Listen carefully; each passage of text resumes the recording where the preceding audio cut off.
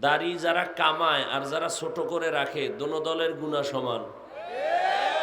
দোনো দলের গুনাহ কি গুনাহ তা জানেননি? 24 ঘন্টার সেকেন্ডে সেকেন্ডে সেকেন্ডে সেকেন্ডে সেকেন্ডে 24 ঘন্টার সেকেন্ডে সেকেন্ডে অল টাইম গুনাহ। ও ঘুমাইয়া থাকলেও কবিরা গুনাহ লেখা বন্ধ নাই। ও বাইতুল্লাহ যদি ধইরা লাব্বাইক লাব্বাইক বলে দাড়ি কাটাওয়ালাদের গুনাহ লেখা বন্ধ নাই। নগদ ওর শাস্তি হলো ওর যৌবন থাকবে না। এটা হলো নগদ শাস্তি। এটা কি শাস্তি? এই দাড়ি কামানের প্রবণতা যেদিন থেকে বাড়ছে, হারবাল কোম্পানির ওপেন চ্যালেঞ্জ সেদিন থেকে বাড়ছে। লজ্জা না থাকলে আর কেমনি বুঝানো যায়? এবার হাদিসগুলো তোমরা তো ব্যক্তি মানো না, তা তো টানাটানি কেন? হাদিসগুলো রসুলের হাদিস কি বলছে দাড়ি সম্পর্কে খুলো। কপাল পরা তো ওইটা আরো খারাপ, যে নিজেও নামাজ পড়ে না, অন্যে পড়ে তাও পছন্দ করে না। এক কপাল পরে হলো নিজে পড়ে না, আর একটা কপাল পরে হইলো যে অন্যে পড়ে তাও দেখতে পারে না। শুধু কপাল পরা, নিজেও নামাজ পড়ে না, অন্যে পরে দেখতে পারে না, নিজেও দাড়ি রাখে না, অন্যে রাখে তাও পছন্দ করে না, নিজেও পাগড়ি পরে না, অন্যে পাগড়ি পরে তাও পছন্দ করে না, নিজেও আল্লাহর জিকির করে না, অন্যে জিকির করে তাও পছন্দ করে না। এ শুধু কপাল পরা না, ও আল্লাহর অভিশপ্ত নিকৃষ্ট কপাল পরা। একজনে দাড়ি রাখে না, জিগাইলে ভাই দাড়ি রাখো না কেন, নামাজ পড়ো না কেন? তোর দিলে মায়া আছে, কয় হুজুর দরকার, চেষ্টা করি, পারি না, একটু দোয়া কইরেন। আর কিছু বেয়াদব আছে, নিকৃষ্ট বেয়াদব, ওরা কি বলে, কয় না রাখলে অসুবিধা কি? রসুলের আদর্শ তুমি না রাখলে অসুবিধা কি? এই গাদ্দারিয়ার বেয়াদবি মার্কা কথা বলার দুঃসাহস তোমাকে দিল কে? এটা তো কোনো পীরের অর্ডার না, এ তো মুহাম্মদের আল্লাহর পক্ষ থেকে রসুলের অর্ডার। সেই রসুলের কথার সামনে তুমি পারো না, সেটা ভিন্ন, যে পারি না দোয়া করেন, চেষ্টা করব। কিন্তু অসুবিধা কি? এই গাদ্দারিয়ার বেয়াদবিয়ার বেঈমানি মার্কা কথা বলার দুঃসাহস তোমাকে শিখাইছে কোন বেঈমানে? আল্লাহ হেদায়াত দান করুন। হায় হায় হায়। তো আল্লাহ পাক রব্বুল আলামিন বলেন, দুনিয়াতে পাঠাইছি কি জন্য? ইবাদতের জন্য। দুনিয়াতে তোমার কাজ ইবাদত, বসবাসের ঘর কই? জান্নাত। লা ইয়াগুররান্নাকা তাকাল্লুবুল্লাযীনা কাফারু ফিল বিলাদি মাতাউন কালিলুন সুম্মা মাওয়াহুম জাহান্নাম ওয়া বিইসাল মিহাদ।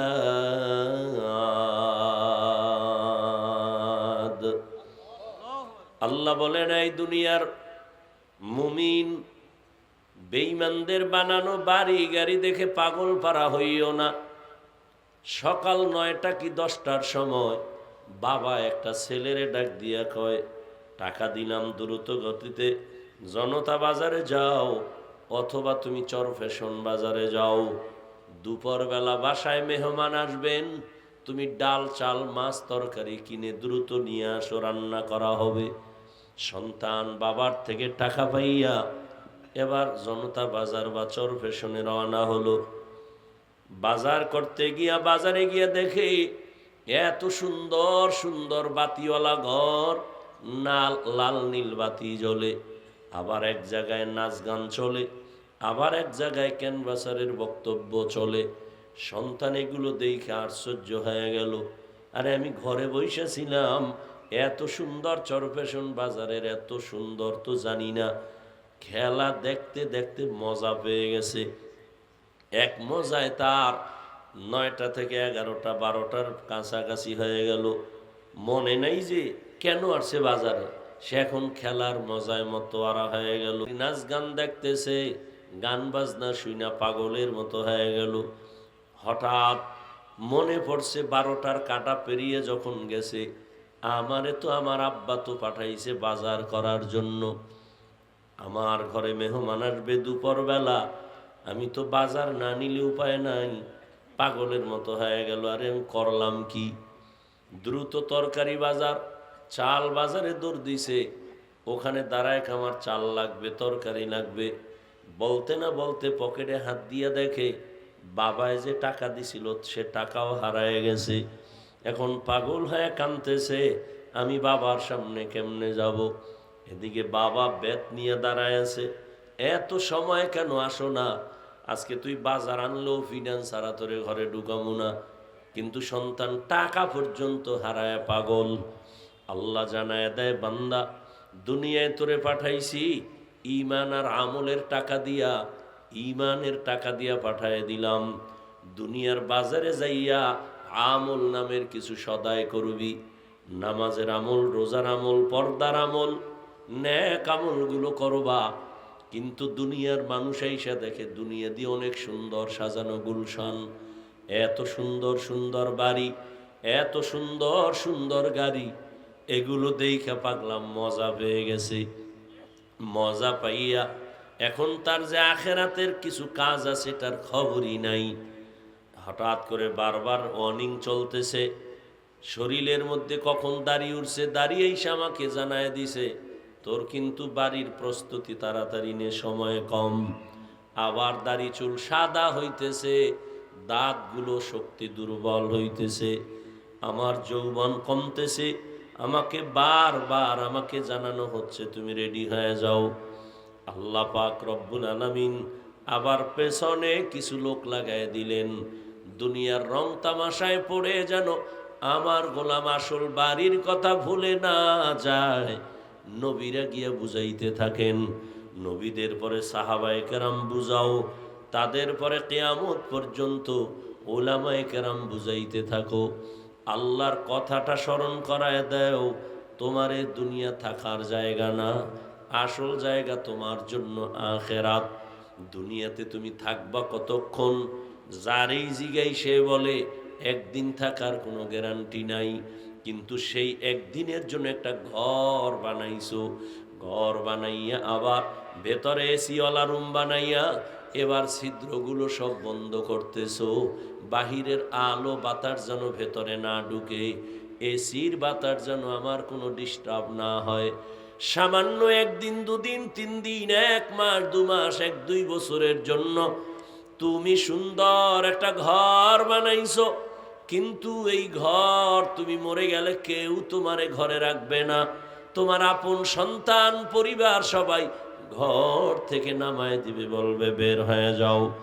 এমন ঘরটারে এত সুন্দর করে সাজাইছো, ছিদ্রগুলো বন্ধ করে রাখছো, এসির বাতাস যেন ডিস্টার্ব না হয়, ঠান্ডা হতে যেন কোনো ভেজাল না হয়, বাহিরের কোনো বাতাস যেন ঢুকতে না পারে, তাহলে এসি আমার ডিস্টার্ব হয়ে যাবে। 2-3 দিনের জন্য যেই ঘরটা এত সুন্দর করে সাজাইছো, এরে মানুষ, তোমার আমার সামনে যে কবর, এই কবরের ঘর তোমার একদিন আর 2 দিন না, হাজার হাজার হাজার বছর ওই কবরে পড়ে থাকতে হবে। আমাদের আব্বা জান আদম নবী কত হাজার বছর হয়ে গেল মাটির কবরে পড়ে আছেন। অন্যান্য নবীরা লক্ষ লক্ষ নবী পয়গম্বর ওই মাটির ঘরে। এরপরে আপনার আমার নবী 1500 বছর হয়ে গেল, তোমার আমার আরো কত বছর ওই মাটির ঘরে থাকতে হবে। ওই ঘরটা সাজানোর জন্য কি রেডি করছো? সামান্য সময় দুনিয়ার ঘরে থাকার জন্য কত সুন্দর করে সাজাইছো, কবরের ছিদ্রগুলো বন্ধ করছো নি।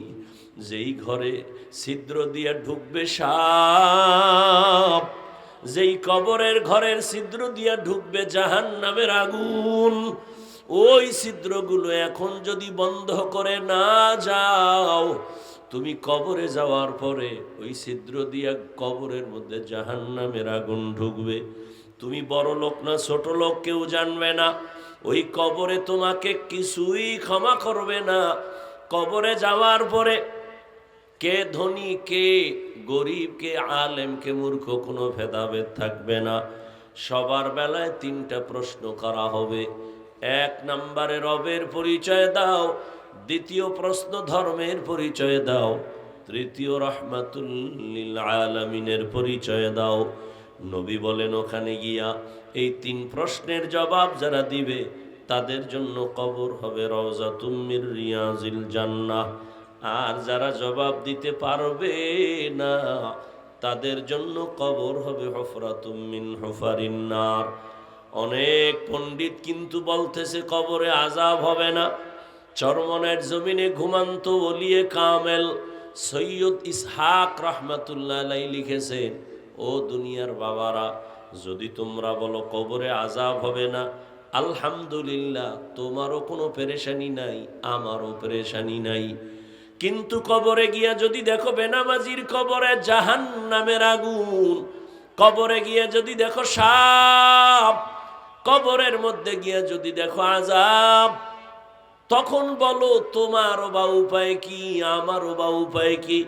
আর আযাব হওয়ার তো দলিলের অভাব নাই। আবার এই দেশে আমার আল্লাহ নগদ কিছু দেখাইছেন। কত কবরে সাপ বিচ্ছু দেখা গেছে, আবার কত কবরে 30 বছর পর্যন্ত লাশটা কাফন সহ তাজা, সাদা কাফনে একটা দাগও লাগে নাই।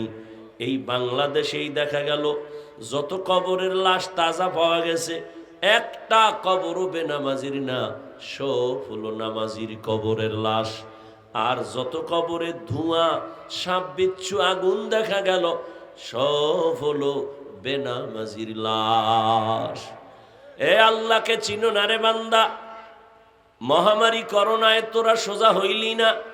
তাকায় দেখ, আমেরিকার ভেতরে আগুন জ্বলতেছে কতদিন ধরে। দুনিয়ার পরাশক্তি আমেরিকা, রাশিয়া, এত পাওয়ার, সারা দুনিয়াটাকে আঙ্গুলের ইশারায় কন্ট্রোলের জন্য চেষ্টা অপচেষ্টা করে। কিন্তু দুনিয়ার সব দিকে আঙ্গুল তুলতে পারে, কিন্তু টর্নাডোর যে আগুন জ্বলতেছে, শত হাজার বাড়ি ঘর ধ্বংস হয়ে যাচ্ছে। সব দুনিয়ার দামি দামি সব কোটিপতির বাড়ি ঘর সেখানে ধ্বংসের স্তূপে পরিণত হয়ে যাচ্ছে। এত তাদের শক্তি প্রয়োগ করতেছে, এখনো পর্যন্ত আগুন পারছে নিবাইতে? এখনো পর্যন্ত আগুন নিবাতে পারে নাই। দেখেন না এগুলো? এরপরও চিনো না যে আমার আল্লাহ কত ভয়ঙ্কর? আমার আল্লাহর জাহান্নামের আগুন আরো কত ভয়ঙ্কর হবে। দুনিয়ার আগুন থেকে 70 গুণ জাহান্নামের আগুনের তাপ হবে বেশি। জাহান্নামীদের আগুন 500 বছর দূরের থেকে তাপ লাগবে, চামড়াগুলো খসে খসে পড়ে যাবে। ও আল্লাহর বান্দারা, আরে আমরা তো পাগল হয়ে যাই নাই, তোমাদেরও পাগল বানাতে বলি নাই। আমি হুজুর ঠিক, তবে তোমাকে হুজুর বানাবার জন্য অন্ধের মতো বয়ান করি না। ও বাবা, তুমি দুনিয়ার লাইনে চলো, ব্যবসা করো, চাকরি করো, স্কুলে পড়ো, কলেজে পড়ো, কোনো বাধা নাই। আমরা বলি না, আমিও বলি না, অন্তত তুমি আমার মতো হুজুর হও। আমি পাসকল্লিওয়ালা, তুমিও হও না। না না, আমি কওমি মাদ্রাসার সন্তান, তুমিও কওমিতে যাও, না হয় জাহান্নামী হবা। একবারও বলি নাই, ভয় নাই, কখনো বলবো না। আমি পীরের মুরিদ, তোমাকে বলি নাই তুমিও পীরের কাছে যাও, না হয় জাহান্নামী। বলি নাই, ভয় নাই, বলবো না। আমি তাবলিগের লাইনের সন্তান, তুমি তাবলিগ না করলে জাহান্নামী, এ কথা কখনো বলি নাই, বলবো না। আমি বরং তোমাকে আরো সাহস দিয়া যাই, রে বাবা, তুমি ব্যবসা করো, চাকরি করো, স্কুলে পড়ো, কলেজে পড়ো, তুমি ডাক্তার হও, ইঞ্জিনিয়ার হও, প্রফেসর হও, তবে বাবা আমার আল্লাহর গোলাম হইয়া কবরে যাও, মদিনাওয়ালার আদর্শের মালা গলায় লাগাও। তুমি ভাবতেছো মদিনার আদর্শ মানলে হুজুর হওয়া ছাড়া উপায় নাই। কে তোমাকে এই ভুল মেসেজ দিল? তুমি স্কুলে পড়ো। এবার দেখো তো বাবা, তোমার মতো স্কুলে পড়ুয়া জেনারেল লাইনের কত সন্তান জীবনে কোনোদিন মাদ্রাসায় পড়ে নাই, আলিফ বা তাও জানে না, কিন্তু জেনারেল লাইনে থাকিয়া কোরআন শরীফও শিখে ফেলছে, 5 বেলার নামাজ পড়ে, মা বাবার খেদমত করে, হুজুর না, মাদ্রাসায় পড়ে নাই, এমন জেনারেল লাইনের সন্তান তোমরাই সাক্ষী দাও আসেনি?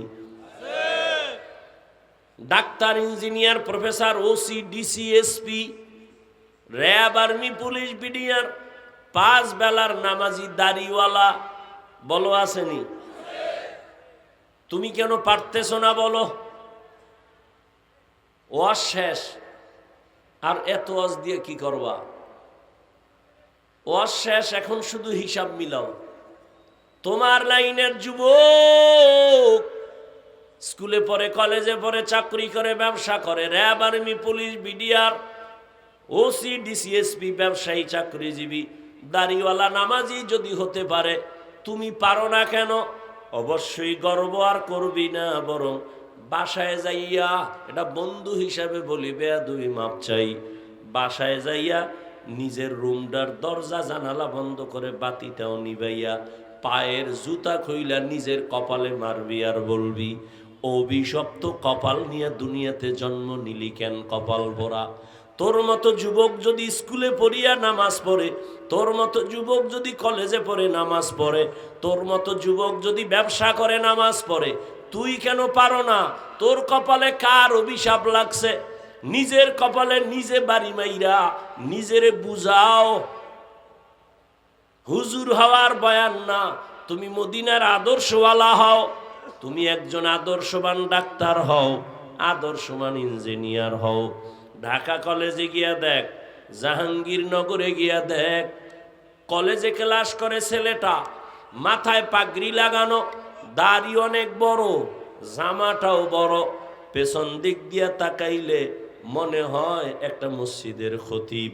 এই যুবক, তুমি কোন মসজিদে নামাজ পড়াও? বলে আস্তাগফিরুল্লাহ, আমি আরবি জানি না, হুজুর কি বললেন? তো করো কি? বলে ঢাকা কলেজে পড়ি। তোমার এই হালাত কেন? কিরে কি? এই যে মাথায় পাগড়ি, কলেজে পইরা তোমার দাড়ি, তোমার বড় জামা, কলেজে যাও কাহা? ক্লাস করি, পাগড়ি খুলি না। কলেজে ক্লাস করি, দাড়ি কাটি না। কলেজে ক্লাস করি, জামাও খুলি না। বরং হুজুর আল্লাহর শুকর, আব্বা আম্মা দোয়া করছেন, আলেম ওলামাদের নেক নজর লাগাইয়া এই রং পাল্টাইছি। এখন কলেজে গেলে আমার শিক্ষক, আমার শিক্ষিকা, আমার ছাত্র ছাত্রীরা পর্যন্ত আমাকে আলাদা ভালো নজরে দেখে। অন্যরা যদি কোনো আড্ডা দেয়, সবাই, মেয়েরা পর্যন্ত কয়, ও কিন্তু একটু আল্লাহর লাইনে আছে, ওরে ডিস্টার্ব করিস না, ওর পথে ওরে সাইরা দে। এ বানায় বলতেছি, মাপ চাইছি পাও দরিয়া, দরজা জানলা আটকাইয়া নিজের জুতা দিয়া নিজের কপালের বাইরা, যে তোর কপাল এত খারাপ কেন? তুই মনে করতেছ খুব দামি, খুব নিজেরে বড় মনে করতেছ, খুব ভাব দেখাইতেছ নামাজ বাদ দিয়া। এ কার পিছনে ঘুইরা কি পাওয়ার আশায় নামাজ ছাড়ছো বলো তো? 1000 টাকা কি একটা চাকরি, ওই সুদের চাকরি, এই চাকরির জন্য দাড়ি কেটে ফেলছো? 5000 টাকা পাওয়ার জন্য নেতার পিছনে ঘুরে নামাজ ছাড়ছো? জানো না তুই যার পিছনে ঘুরো সে তোর দুশ্মন? লিখে রাখ, লিখে রাখ। স্বার্থে আঘাত লাগলে দল থেকেই নাম কাটবে না, লিখে রাখ, তোর কল্লা কেটে ফেলবে। সোনার বাংলার রাজনীতি এখনো টের পাও নাই? স্বার্থে আঘাত লাগলে শুধু দল থেকে নাম কাটে না, কল্লা কেটে দেয়। এখানে তো অনেক আলেম ওলামা আছে, মাঠেও আছে। আমার কথা যদি খালি কোরআন হাদিস না, তোর যুক্তির বাইরে হয়ে দাঁড়া। কোরআন হাদিসের বাইরে হইলে তো জুতা লবি, তো কোরআন হাদিসের বাইরে তো না, আলহামদুলিল্লাহ। বাকি তোর যুক্তির বাইরে হয় কিনা সেটা বল, আমি ফিরে আসবো আমার কথা থেকে।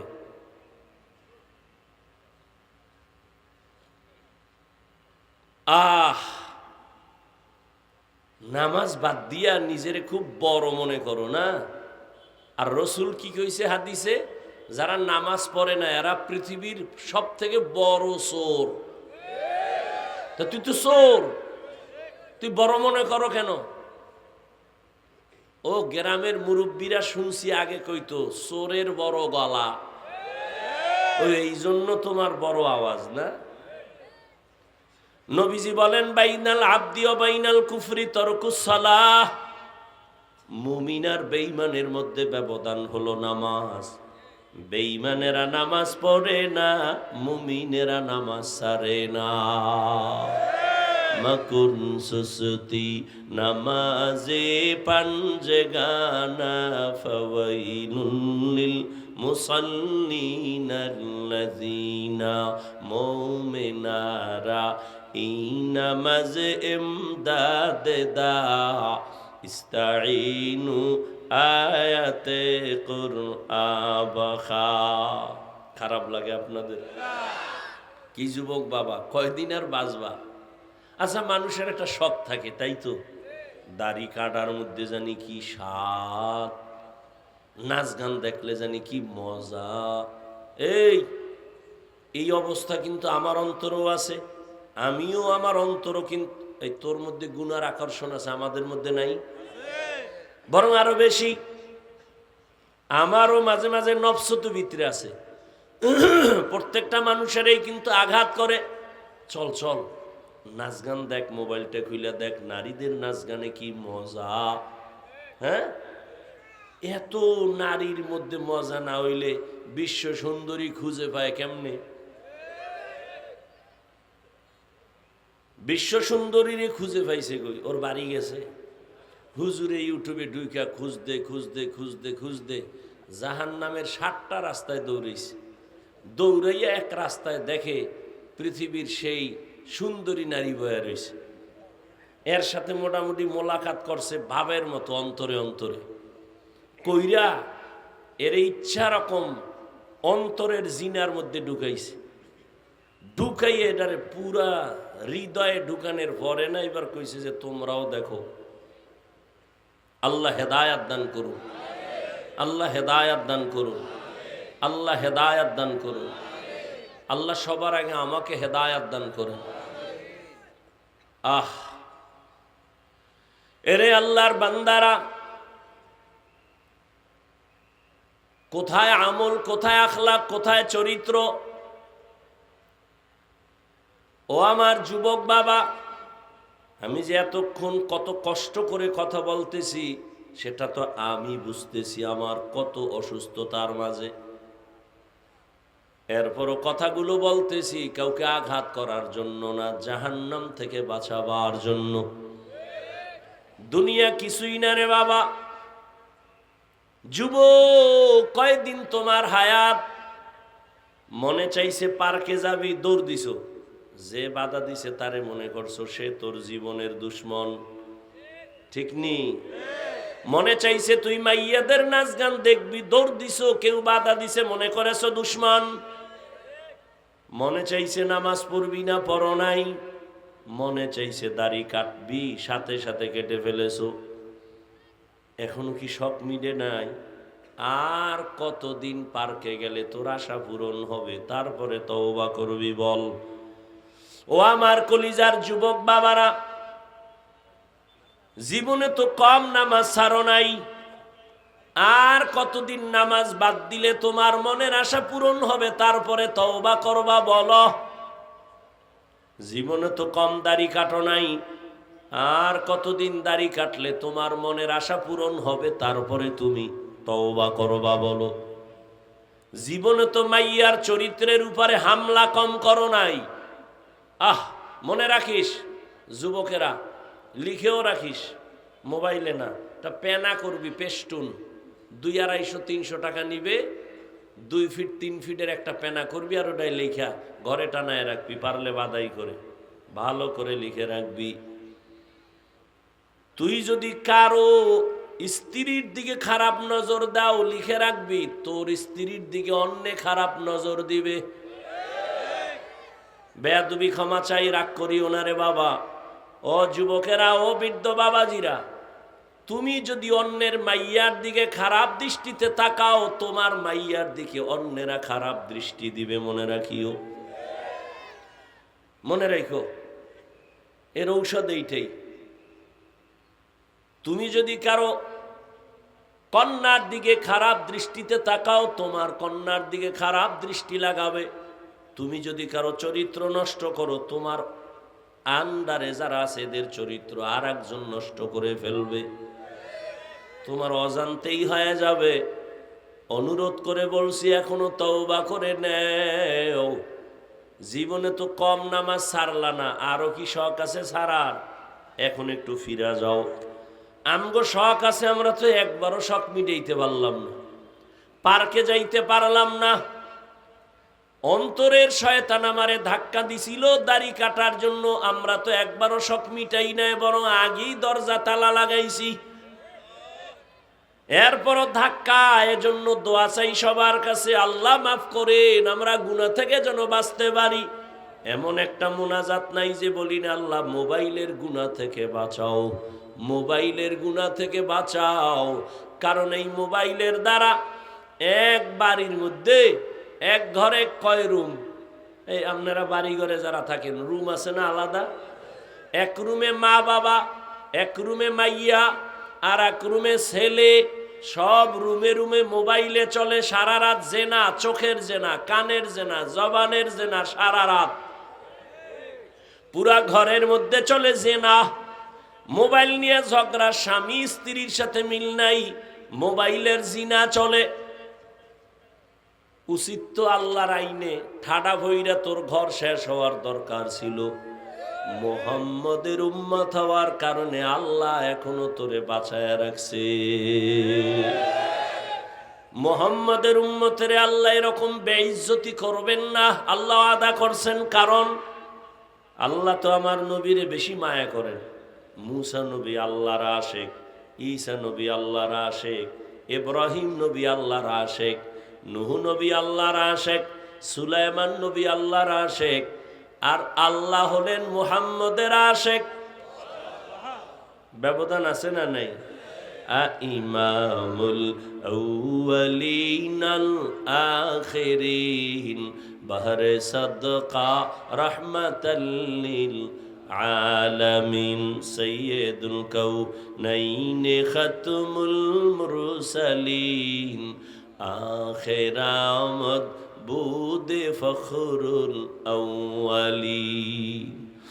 আর কয়দিন দাড়ি কাটলে তোমার আশা মিটবে, তারপরে তওবা করবা। এবং এই কথাটাও আমাকে বলো যুবকেরা, তোমার হায়াতের বাকি আছে কতদিন? 20 বছর। শুনে রাখ,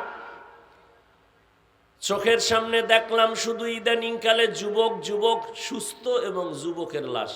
অসুস্থরা কম মরে ইদানিং কালে। ডাক্তার বলছে অসুস্থ রোগীর কোনো চিকিৎসা নাই, যা মনে চায় খাওয়াও। সেই অসুস্থ রোগীটা লাঠি হাতে নিয়ে এখনো হাঁটে, সুস্থ তার সামনে মানুষটা মরে গেছে চোখের সামনে। করোনার ভিতরে নজর কর, যুবকের লাশ, যুবকের লাশ, যুবকের লাশ। ছাত্র জনতার বৈষম্য বিরোধী আন্দোলনে যুবকের লাশ আর লাশ। ডেঙ্গুর ভেতরে যুবকের লাশ, পানির নিচে যুবকের লাশ, গাড়ির নিচে যুবকের লাশ, ঘুমের বিছানায় যুবকের লাশ। কয়দিন আর বাঁচবি রে যুবক? আর তোদের জন্য তো এখন নতুন মরণ একটা ফাঁদ বাইর হইছে। নতুন মরণ ফাঁদের নাম বাইক। কি কয় তোমাকে এলাকায়? কি কয়? Motor cycle, Honda. এটা হলো নতুন এক মরণ ফাঁদের নাম। এখানে উঠলেই তো শরীরে শুধু আগুন জ্বলে, আর পেছনে যদি কোনো বিপরীত পার্স থাকে তো আরো আগুন। 10টার সময় ঘুম থেকে উঠা আম্মু একটু চরপেশনে যাব। কেন? আমার এক বন্ধুর সাথে মোলাকাত। কত সময় লাগবে? মা 1 ঘন্টার মধ্যে চলে আসবো। বাইকে উঠে একটা দৌড় মারছে। কি এর শীতমিত, গরম হয়ে গেছে শরীর, চাদর মাদুর ফালায় দিয়ে এমন টান মারছে। 1 ঘন্টা 2 ঘন্টা পরে মা কয় এখনো আয় না কেন? মায়ের অন্তরে বাড়ি মারছে। টেলিফোন করলো, ছেলের মোবাইল কেউ ধরে না, রিসিভ হয় না, রিং হয়। দীর্ঘ টাইম পরে কে যেন রিসিভ করে, কয় কে তুমি? বলে মোবাইলওয়ালার মা। কয় মোবাইলওয়ালার বাবা আসেনি, কয় আছে, দাও। দৌড়ে কয় দেখো তোমার ছেলের মোবাইলটা কে জানি রিসিভ করো, ধরো। ধৈরেই কয় কে তুমি? বলে আমি মোবাইলওয়ালার বাবা। বাড়ি কই? বলে জনতা বাজারের একটু পার্শ্বে। কয় তাড়াতাড়ি দৌড়াও, ছেলের লাশটা নিয়ে যাও। গাড়ির সাথে ধাক্কা লাইগা বাইক এক জায়গায়, তোমার লাশ রাস্তার পাশে আর এক জায়গায়, রক্তক্ষরণ হচ্ছে, দ্রুত আসো। এরম হয় না? কম না বেশি? তারও সালা। নিমক হারাম কি আর গায়ে লেখা থাকে? আরো আকাম কর। আল্লাহ হেদায়াত দান করুন। ও যুবক বাবারা, এবারে হিসাব শেষের দিকে মিলাও। তোমারে আল্লাহ বিবেক দিয়েছেন, বলো তোমার বিবেক দিয়ে হিসাব মিলাও নগদ। তোমার চোখের সামনে আমরা যারা টুপি পরলাম, নামাজ পড়ি, পর্দা করি, হালাল খাই, বলো আমরা কত নিচে। আর তোমরা যারা স্বাধীনতা পাওয়ার আশায়, স্বাধীনভাবে চলার আশায়, দাড়ি নাই, টুপি নাই, নামাজ নাই, পর্দা নাই, বলো তোমরা আমাদের থেকে কত উপরে।